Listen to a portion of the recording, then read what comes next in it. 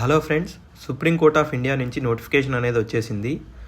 లా clerk cum research associate requirement 2025 పోస్టులు చూసుకున్నట్లయితే 90 పోస్టుల వరకు ఉన్నాయి ఫ్రెండ్స్. అలానే అప్లికేషన్ ఫీజు చూసుకున్నట్లయితే 500 రూపాయలు అందరికీ. అలానే అప్లికేషన్ స్టార్టింగ్ డేట్ వచ్చేసి జనవరి 14 నుంచి స్టార్ట్ అవుతుంది. అప్లికేషన్ ఎండ్ డేట్ చూసుకున్నట్లయితే ఫిబ్రవరి 2వ తేదీ వరకు అప్లై చేసుకోవచ్చు ఫ్రెండ్స్ దీనికి.